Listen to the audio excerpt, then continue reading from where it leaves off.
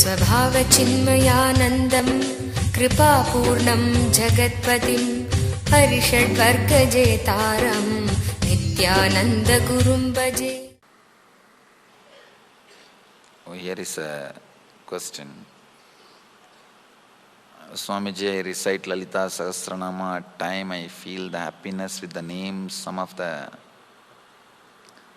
them very close to my heart. Also feel the oneness, but the state does not stay for long. How will I be able to stay in that state? Continuous. Kindly guide me. I think the same question yesterday we answered. Do not decide that you should recite all 1008 names.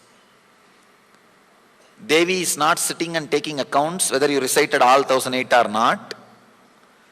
Whatever makes you feel that oneness, blissful state, recite those names and cherish, enjoy those experiences and that mood and rest with that. If you feel that you are really in that state, further chanting will disturb that state. Just close the book and leave it. You achieved what needs to be achieved by reciting. Do not use the technique to disturb your peace. Sometimes you overdrive. You drive beyond the point you need to reach. So do not overdrive. Stop where you are supposed to stop. So start staying in the space when it happens by not doing anything else. That is the best way to let that experience settle into you again and again.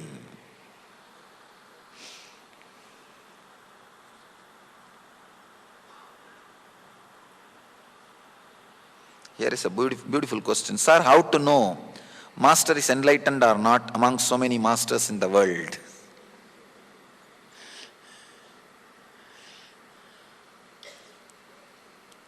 I tell you, even if the master is not enlightened, if your heart feels connected, just go behind him. Even if he is not enlightened, you will become enlightened. Understand? If your heart feels connected, just go behind him. Even if he is not enlightened, you will become enlightened. If your heart is not feeling connected, even if he is enlightened, he can't help you. Just forget about him.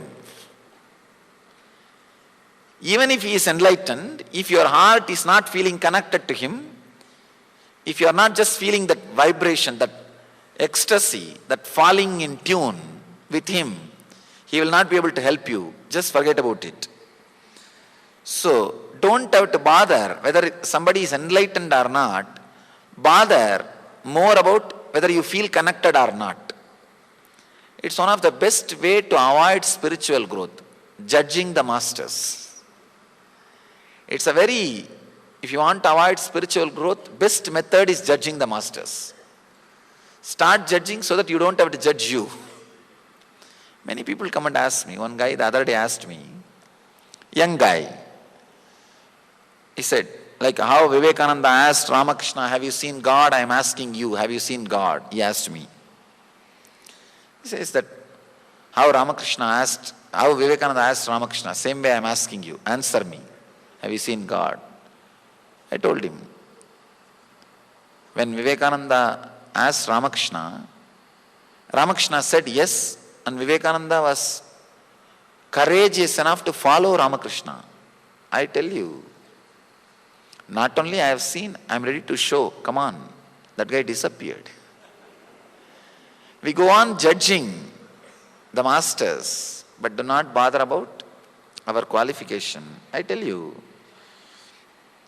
if your heart feels connected, if you feel some goodness being around him or about him, just go behind. Even if he is not enlightened, you will become enlightened. I have seen many disciples becoming enlightened and masters unenlightened. Shiva.